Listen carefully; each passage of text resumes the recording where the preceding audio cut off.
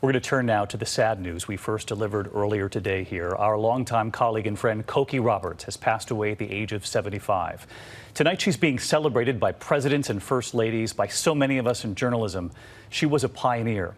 But we all know the role Cokie treasured most, the role of mother and grandmother. She had a brilliant mind matched only by her kindness, her grace, and of course, her wit. Born into a political family in Louisiana, her full name was Mary Martha Corinne Morrison Claiborne Boggs. But her brother could not pronounce her name. To him, she was Cokie. And that's who she was to the rest of us, too. Oh, thank you for having me, and please call me Cokie. Well, I will, but I'm from the South, too, so you know how that goes.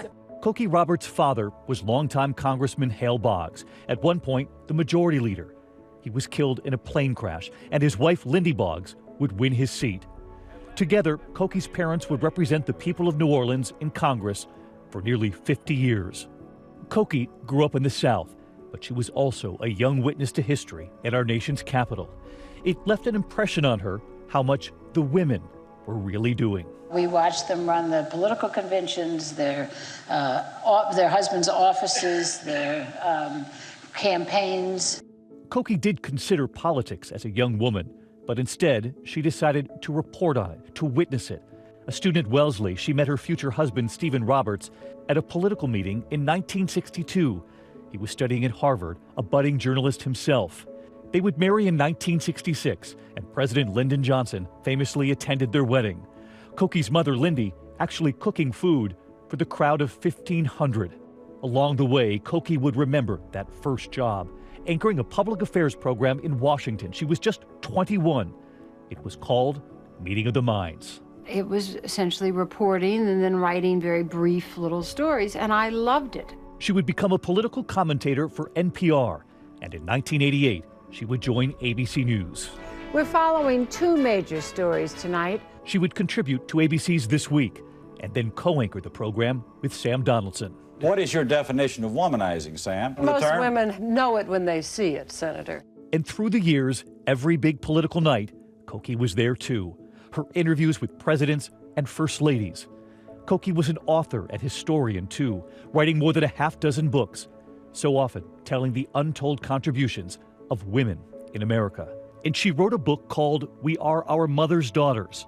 And she said this not so long ago. What has been the best piece of advice someone has given you regarding Listen to your mother. Well, that worked out well.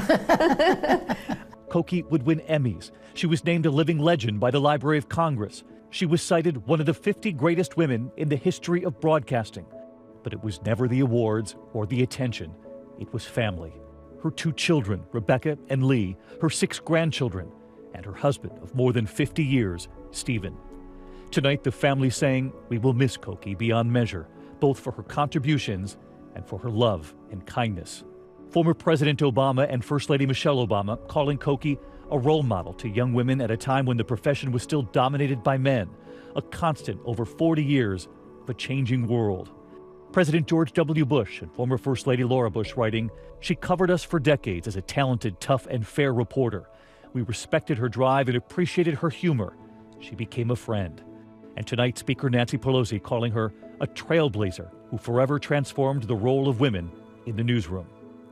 And Save the Children tonight, remembering a tireless champion for children. But to all of us here at ABC News, she was Cokie. She made us all better. Her brilliant mind, her sharp wit, but above all, it was her kindness. Hi everyone, George Stephanopoulos here. Thanks for checking out the ABC News YouTube channel. If you'd like to get more videos, show highlights, and watch live event coverage, click on the right over here to subscribe to our channel, and don't forget to download the ABC News app for breaking news alerts. Thanks for watching.